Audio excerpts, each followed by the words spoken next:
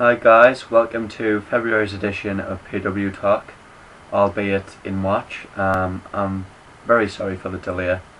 Anyone that's read the thread will understand what happened. Basically, I recorded a 35-minute show last week, and as I usually do before I upload it to YouTube, I play it back just to see if everything's alright, just the first couple of minutes of it. And unfortunately, it wasn't playing with any sound, which was an absolute shitter. I recorded it at about 10 o'clock at night. I was really tired, so I thought, fuck it, I'll call it a day, and I'll do it tomorrow or the week after. It took us 8 days, but it's here anyway, and I'll make up for it. This won't be the only show in March, I promise. But I've tested this out a couple of times, and basically the sound's working tonight. So everything should be alright, and it should be on YouTube, and you should be watching me natter on right now. I've still got my notes that I wrote last week. Hopefully I can be as in depth as I was last week and remember most of the things that I had to say, and with a bit of luck I'll be a bit better. Right, starting things off as per usual with anything related to the beautiful game and sport in general. A few questions from Froggy first I'm going to address. The first couple relate to the North London sides, and the first, Froggy's asked me, should Arsenal keep Arsene Wenger? It's a bit of a tricky one. Can't imagine how frustrated the Arsenal fans must be, because I'm not a supporter of a club that's used to winning trophies. Wenger's doing well, considering he's getting the team to top 4 finishes every year. That looks like it could be in danger this year, and you know, there's a lot of rumours in the summer saying that Wenger's going to get millions and millions to spend, but we seem to hear these rumours all the time. So I think I'd give him one more transfer window, and if he doesn't deliver, it's time to replace him. The only trouble is who are you going to bring in to replace him? You know, I'd be interested to see any Arsenal fans who are watching this, for them to post suggestions in the thread, because I can't think of too many names that would be a good suit for Arsenal who would realistically manage them, which is a shame, because I used to really enjoy watching Arsenal the days of Perez and Bergkamp and Henry. But you've got to feel a bit of sympathy for Wenger. You know, he's lost so many quality players, but that's a tough one. If you're asking me, I think I should stay with him, but if you're asking Todd, Missy, or Miss Triple H, or any other Arsenal fan, you know, it might be a different kettle of fish completely. You know, I don't know what them feel. Obviously it must be frustrating, and even more frustrating is the fact that your arch rivals look like they're going to finish above you for the first time in God knows how many years. So yeah, I think his time's running out, but he's still got a bit of time left to turn things around, and deservedly so after everything he's done, in my opinion. Alright, from one side of North London, sorry, to the other. Should Gareth Bale leave Spurs, and if so, how much could Daniel Levy possibly get for him? I think Bale should stay with Spurs for another season or two, personally. They're a team on the up. They've got a very good young manager in the AVB, who I like a lot, as I've already said on this podcast. I'll give it another year, play in the Champions League, get another year under your belt, and if he continues this current form, which is absolutely scintillating by the way, then he should definitely move. But the only problem is I couldn't see him moving to another side in England, you know, unless it's United. And there's a couple of problems with that, you know. Can United logistically afford him? And if so, how many years has Ferguson got left at the club? You know, does Bale want to sign for a club where their manager's going to leave after year 2? You don't know who's coming in. Could be Mourinho, could be someone else. They could fail, they could do well. Or he could move to Barcelona or Real Madrid, you know. I think he'd do very well in the Spanish league, very, very well. He'd be well suited at Real Madrid, although I wouldn't mind seeing him at Barcelona, possibly playing wing back. He could also go to Man City and play in the same formation, wing back, because you know, I know Mancini isn't too keen on wingers, so he'd either be in the free role that he's currently flourishing in, or as a wing back. So it would be a bit of a gamble to go to City, but at the same time he's not moving too far away and he's making a fuckload of money. But yeah, I think Bale's not going to be at Tottenham forever. It's obvious that he won't be. But he's going to have to choose his next career choice very carefully, in my opinion. If Mourinho stays at Real, if Ronaldo stays at Real, he should go there. You know, he'll only benefit and improve as a player by associating himself with them sort of talent. You know. All right. Froggy has asked me what are my thoughts on Sunderland's season so far. It's been a very poor season. Nothing much to shout about. The 1-0 win over Man City was nice, but we've had that in the last 2 years, so it's nothing new. The football is bland. There's not been too many standout performers. Mignolet, the main exception, has been fantastic. You know, it's just been a very mediocre season. We're still not safe. We've got QPR away tomorrow. QPR's looking resurgent. I'm not too confident about that, but I really am confident when it comes to Sunderland. I think we'll stay up, and it'll be our 7th season in a row in the Premier League if we do. That's stability, you know. I guess we can't ask for much more than that at the minute, being a stable side, but I'd like to see the football being a lot more attractive next season. I'd love to see us get to Wembley. Sunderland's been to Wembley twice in my lifetime, but I was the first time I was 7 months of age, and the second time I was 7 or 8, 6 or 7, and I hadn't been to a Sunderland match before then. So you know, I'd love to see us get to Wembley. I'd be there. I'd be the first one on the queue to get a ticket. Hopefully it's not too much to ask for.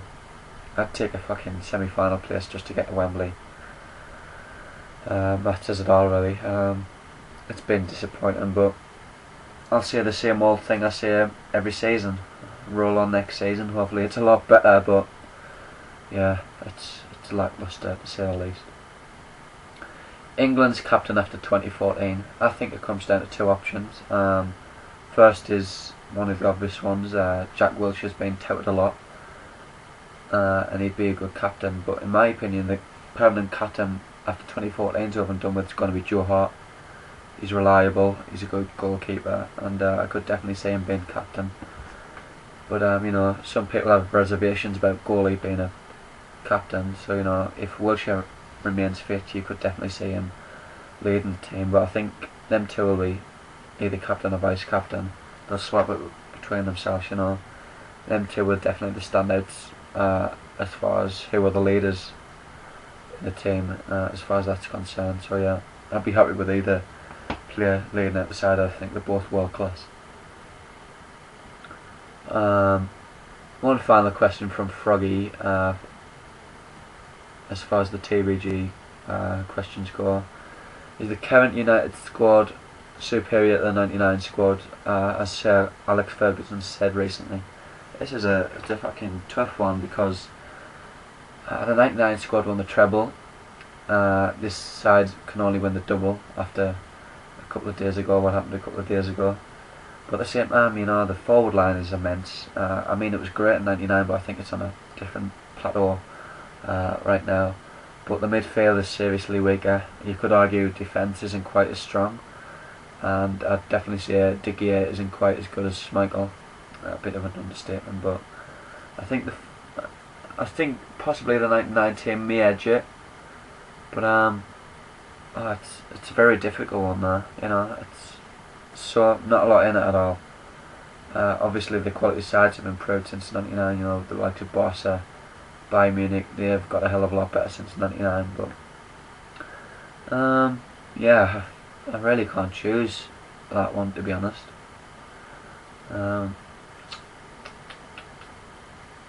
GX questions now. The first one is, can Man City close the gap? I'm going to keep that short and sweet, and I'll say no. They've been shit poor this season, showing no signs of fighting them like last season, and Van Persie's just giving United that extra edge. Completely changed the season for them, and I think he's won the title, if you ask me, almost single-handedly from his goals have been so important, and you think City with a strike force like Guerrero and Tevez they'd be a lot closer on the table, but they've just been poor, you know. Company's been a shell of himself. Mancini doing his best Tinkerman impression doesn't help. The formation he's gone with for most of the season has just been wrong in my opinion. Did the Bradford Swansea League Cup final revitalise football cup competitions? A bit of a tongue twister there. It was a good spectacle, you know. It was nice to see two clubs that really give a toss about being in the thing, and you know, you could see how both loved being at Wembley that day, and it was just refreshing to see. As far as it revitalising the competition, I'm not too sure, you know. I'm sure there'll have been a lot of clubs and a lot of supporters sitting at home watching thinking that could have been us. If that's revitalising the competition, then maybe, you know, maybe it'll serve as a kick up the arse for teams like Sunderland and Newcastle and teams of that stature that don't take the cup so seriously. It'll make them think, fuck, that could be us in the final next year, let's go for it. So in a way it has revitalised it, but will the big teams give two tosses about it? I don't know. Obviously it's nice to win a trophy, but it's not the be all and end all for them clubs, is it? One last question from Jake. Oh no, sorry, two. Harry Wilkinson or Sprazier? That's an awful question. Sorry mate. Both were poor. Wilkinson was shockingly poor. I recall a story that was leaked by a player who spent some time there. I think it was Matt Piper said it. Wilkinson took a training session while he was manager of the club. He called them in and he said he had a video for them to watch to try and motivate them ahead of the match. So you know, the players are thinking, oh great, you know, it'll be a great World Cup final, you know, it might be some footage of Brazil or Holland sides of the 70s or AC Milan side of the early 90s, something to sink our teeth into and inspire us a bit. And shit you not, Howell Wilkinson played an hour-long video of seagulls flying in one direction in a formation, you know. Made the players sit and watch it for almost an hour. The bloke was an absolute fucking head case. Sprazier, I went to the majority of the matches that season. Sprazier was a caretaker manager, so I've got some good memories despite poor performances. We had a few nice moments against Sprazier. The win at Hull was nice. I remember we won 4-0 at home against West Brom, who've been an absolute cunt towards us in recent years. There was a few good moments, you know. There was the last day of that season when Newcastle and Middlesbrough both went down. We stayed up by the skin of our teeth, and that was a feel good moment. So I'll go for Sprazier, although both were poor. I think Ricky was a very good assistant manager and a reserve team manager. Wilkinson obviously must have been good at one time, as you know, he'd done well with Sheffield Wednesday and Leeds, but I'll go for Sprazier in terms of Sunderland spells. Final question from Jake now. Thoughts on Lukaku? He tore us apart a couple of weeks ago. It's fucking hard to believe that guy's only 19. He's going to be world class in my opinion. And Chelsea would be stupid if they didn't recall him at the end of the season. I think he'd be a big player for them next season. He made Titus Bramble and O'Shea look like absolute schoolchildren. Granted, that might not sound much of an impressive feat, but I was very impressed by him. I've been impressed by him all season. Plus he's a former Anderlecht player, so I've got a soft spot for him already. But yeah, he's one to watch out for in my opinion. Alright, few questions from Jakes. Who's the bigger douche, Mary or Charles? I'll go Charles. They're both cunts, but Charles is the bigger cunt. Can't stand him. He shouldn't be anywhere near with television sets, let alone hosting a football show. Fucking hate the guy. I hate his shitty little beard he grows now and then. I hate his Brummie accent. I just hate everything about the one. I would pay good money to see Roy Keane punch him on live television. You know, he's just a shit pundit, a shit television anchor. Sorry, he's not even a pundit, is he? And Mary's not too much better, but at least he's got the sack for match of the day too, so it's not all bad. This is a bit of an old question, considering it's about 2 weeks after this happened, but whose goal do I think was better? Raphael's, Berbatov's or Cissé's? Out of the three I'd probably go Raphael. It was a fucking great hit. I don't think he'll score a goal like that in the rest of his career. So yeah, Raphael edges it for me. If I could bring back one player from Sunderland's history, who would it be and why? I'd probably go for Kevin Phillips at the minute. We're dying for goals. Phillips scored 30 in one season and helped us get 7th place. So I think if we had Phillips now playing alongside Fletcher, the 30 goal Kevin Phillips of his prime, we'd be in the top 10 comfortably, you know. That's a player we're missing right now. Other answers, someone like Stefan Swartz in the middle would be good. Before my time, but Charlie Hurley was a commanding centre back who could score a goal or two. We're crying out for someone like that as well. So yeah, any of them three would be nice, but that isn't to be, is it? Oh, easy question next. Would I prefer Sunderland to finish 3rd or winning the League Cup? That's from GX. Easy. The Cup any day. I'd love to see us win something at Wembley. I'd love to see us win a fucking throw-in at Wembley, never mind a cup. So that's easy for me. As much as Champions League would be nice, actually seeing team lift silverware in the air, everyone going fucking mad at Wembley would be something I can only dream of right now, and I don't think it'll ever happen in my lifetime, which is sad, but yeah, I'd take that over any finish. The only thing that would be winning the league, and that's never going to happen, is it? So yeah, League Cup will do, thank you very much. Alright, some final football questions from Blaze, and then I'm going to get to a couple of other sport related questions. Worst and best pundits. Gary Neville's obviously a hell of a pundit. I like Roy Keane. I think he's refreshing and honest, as anyone who watched the football on Tuesday night would have seen. He takes no prisoners, like he was when he was a manager, like he was when he was a player. He takes no shit. Lee Dixon's a decent pundit. I quite like Alan Shearer. He's not biased. He's decent when it comes to analysing Sunderland games, despite the stick he gets from our fans. He's a wanker and he wears a wanker's hat, but yeah, I've got a lot of time for him as a pundit. He doesn't bring a lot to it, a lot of analysis, but what he does say, it's alright, and I've got to give me hand up for his refreshing lack of bias. You know, he's very good as far as that's concerned. One of my first football memories, I remember the playoff final when we lost to Charlton on penalties after a 4-4 draw. I remember the World Cup where Michael Owen scored that wonder goal. So 97-98 time was roughly what I can remember best. I also remember watching Man United in the mid-90s. They were one of the first teams I can remember watching. Gigs standing out. I remember watching Italian football on a Sunday on Channel 4. I had a like for it even then.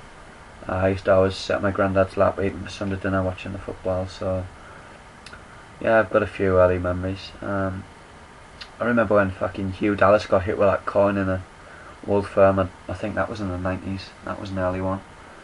So yeah, football's always been a big part of my life, growing up, and always will be. Some of my earliest memories revolve around football. You know, in terms of my first match, went to Stadium Light when I was 7 years old. Unfortunately, I never went to Roker Park, which is, you know, a big regret of mine. Nothing that could be done about it, but I would have loved to have went to that ground, even though I wouldn't have remembered much. But the first game at Stadium Light was a League Cup, or Worthington Cup, as it was called then, tie against York City. I missed both goals.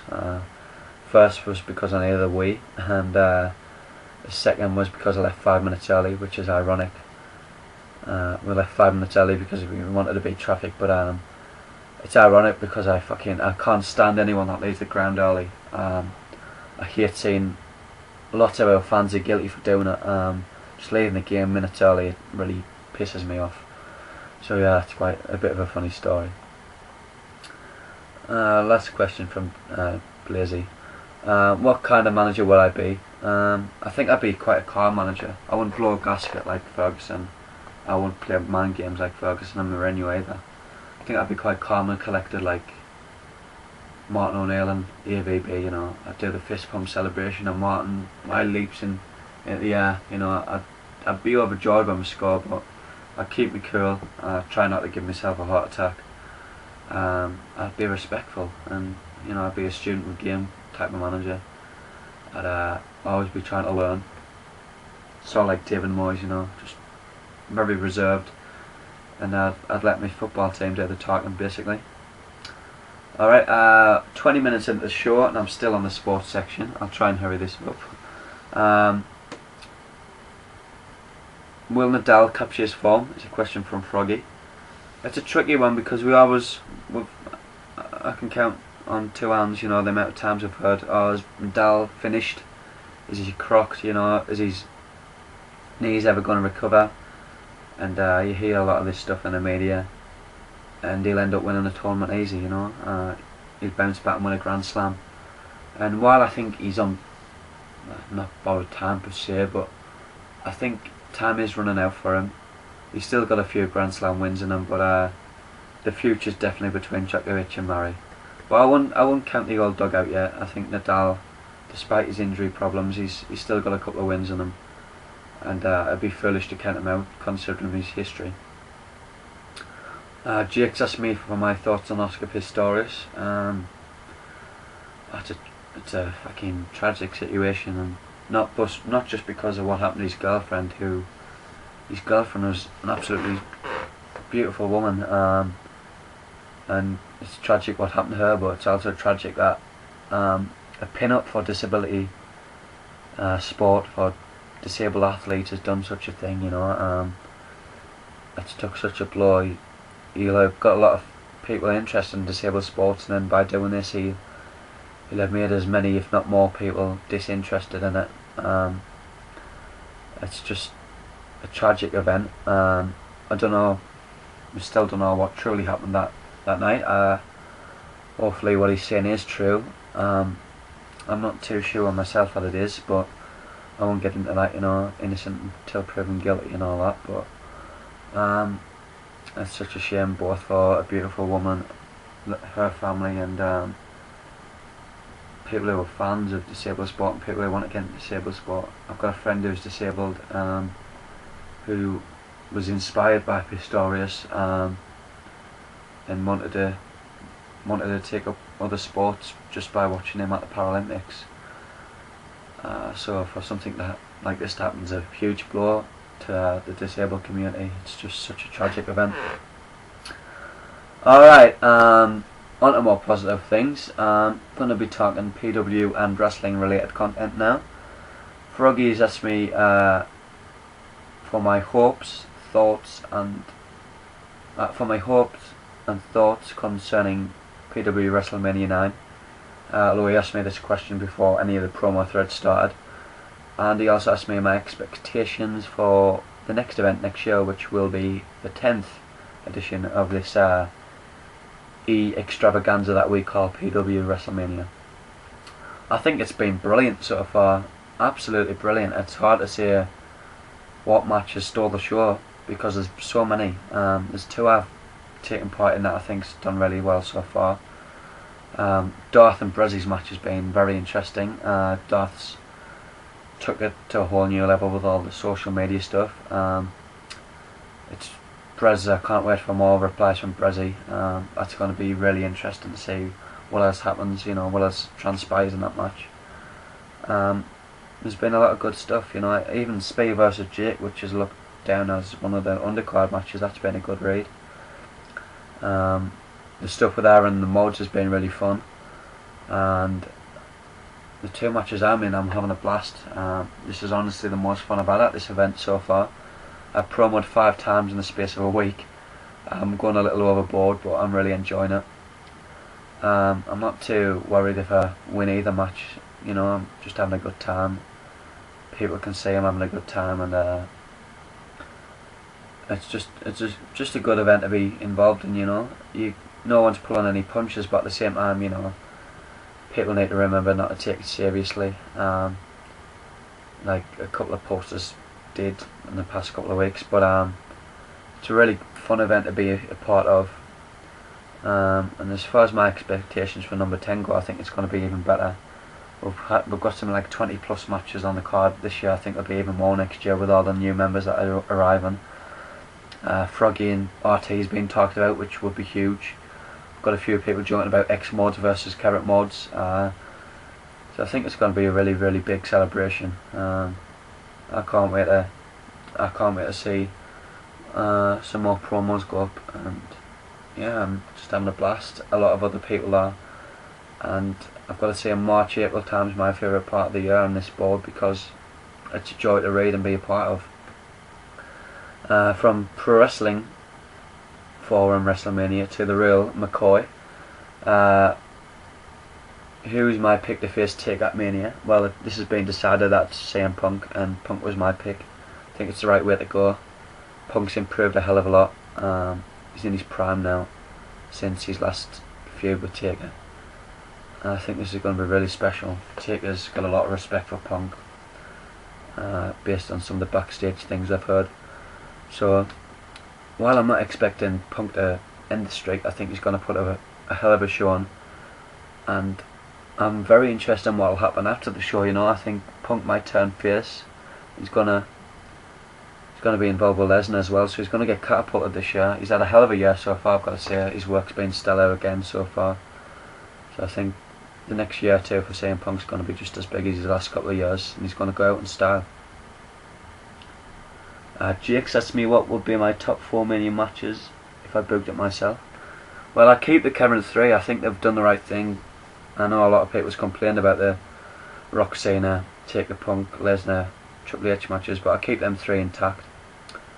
I'd put a stipulation on the Lesnar Triple H match. And for my 4th match, I wouldn't have Del Rio Swagger for the world title, although I would have them on the card. I'd have my world title match contested between Jericho and Bryan. Give them 15-20 minutes, they'll steal the show. I think that's a hell of a match. Have Jericho go in, be champion, have Bryan win a Rumble, and having him have his big WrestleMania moment, really propel him and make up for the 18-second loss last year as well. That would be ideal this year. And then next year I'd say I'd go Rock Brock, face Punk versus heel Cena, and I'd have Bryan against someone, I don't know. I continue to push Bryan heavily in my opinion. He's very, very good, and he deserves to be pushed. Alright, nearing the half an hour mark. This has flew by. Just off topic things. First of all, Froggy's asked me for my thoughts on the Jake Bugg concert. Got this lovely poster as you can see here. £5 fucking quid, but I'm not going to complain. Oh, it was brilliant, mate. It was absolutely exceptional. I bang on a lot about Bugg on Twitter and Facebook, I'm fully aware of that, and on PW for that matter. But I had high expectations for the concert, but he blew us away. He exceeded them high expectations. I watched a lot of interviews with Jake, and he's said one of his influences are the Beatles. And until the concert, I didn't really see that in his songwriting. I seen the comparisons with Dylan and Donovan and the likes of them, but seeing him, he's exceptional.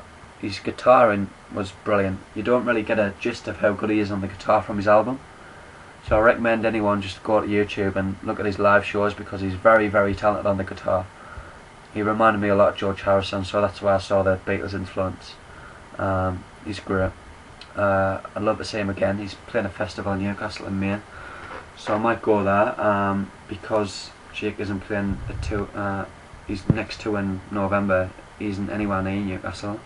I think the nearest place is either Doncaster or Edinburgh, which is a shame. So I think I have to get myself along to that gig in Newcastle, because it'll be different class. Alright, a few questions from GX. I'm going to answer the first one because I really like this question, and I think you should post something about an entertainment as well, JX, for what it's worth.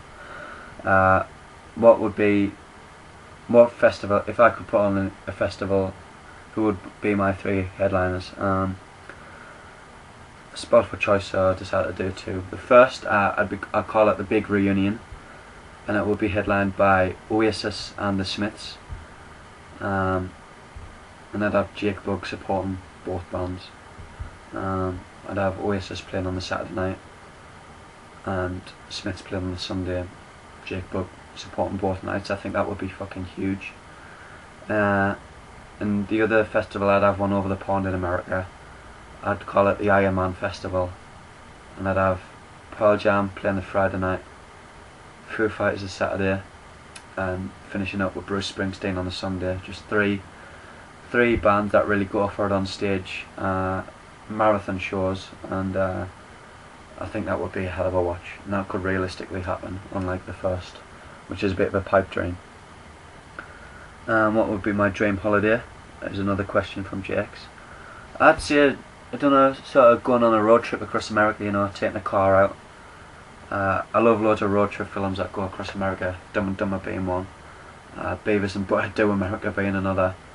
Yeah, I'd travel up and down America in a car, you know, just seeing all the major cities, Chicago's, Boston's, New York, Washington's, Philadelphia's, all the way down south to Florida's, Atlanta's, etc. I think that would be great. I'd even try and throw in a couple of trips to Canada, CRT, Foos, and all my other Canadian bros. So yeah, that would be my dream holiday, but I'd have to win a hell of a lot of money for that to ever seriously happen. One final question from GX, and that is, what films disappoint me in recent years, what I've had high expectations for. I had to pick my mind about this. I was a bit unsure, but you know, stuff like Paranormal Activities, you know, you watch the trailers and you think, wow, this might be scary, and you finish watching them and you think, this is utter garbage, why did I waste 2 hours of my life on this? I also went to see a film called Killing Them Softly with Brad Pitt, and I thought it was a decent film, but I had such high expectations for it given the cast. You know, I had Brad Pitt, Ray Liotta, a few others, and while it was decent, it just wasn't at all as good as I was expecting. So I guess that's your answer for that. Wrapping things up with a couple of questions from Blaze. Continue on the film theme. Blaze has asked me what's my favourite film from the past few years. Last year was a decent film for a decent year for films. Really enjoyed a film called End of Watch. Sorry, had Jake Gyllenhaal in. To cop film. That was a very good watch. I recommend that to anyone. Argo, which recently won Best Picture, was another tremendous film. If you want to go a few years back, I liked The Departed. That was brilliant. Shutter Island. I'm a big DiCaprio fan. I'm also a big Christian Bale fan, so I really like The Fighter. So yeah, number 5 that stand out for me is my favourites. But in terms of favourite films, I'm a man that likes his old stuff from the 70s, 80s and 90s. I really like your Pulp Fiction, Goodfellas, One Flew Over the Cuckoo's Nest is my personal favourite. But it's not been too bad a year last year. Hopefully it's more the same this year. There's some good stuff planned, so yeah. Final question, and I'm looking at the time elapsed down at that bottom. I'm nearing 35 minutes like the last show, which is decent. I'm happy with that. I hope I haven't been too boring or bland. I don't know if I fit as much in as I did last time, but I've tried my best. I can only apologise if that isn't good enough. But final question, what TV shows am I watching right now? I've just finished watching Breaking Bad. As anyone who follows me on Twitter will know, I watched that for a good month and a half and loved it. Also finished watching Gavin and Stacey. I've got a best mate from uni, he's Welsh, so he recommended it us. He pestered us to watch it for ages now, and I really loved that. That Rob Brydon's character Bryn was excellent, really good laugh. I like Nessa as well, so that was a good watch. And right now I'm watching Entourage. which is one of my favourite shows ever. It's such an easy watch, so I'm just going back through all the series of that, and I'm enjoying that at the minute. I also was getting into Derek. I got into it a bit late though. I still need to catch up because I've only watched the last 2 episodes of the series, but the last episode was exceptional, so emotional. I know Froggy discussed it in pub chat. He's a big fan of Gervais, and I think Gervais is a genius. I was never a big fan of his when I was in school. You know, I couldn't say the hype around The Office, but I loved An Idiot Abroad. I decided to give The Office another try and loved that. So I think as I've matured, you know, I've developed a taste, and I think he's very, very talented, both as an actor and as a writer. Derek was very touching, very heartfelt watch, and I recommend it to anyone who hasn't watched it. You know, it'll be on catch up somewhere, so do your best to try and watch that.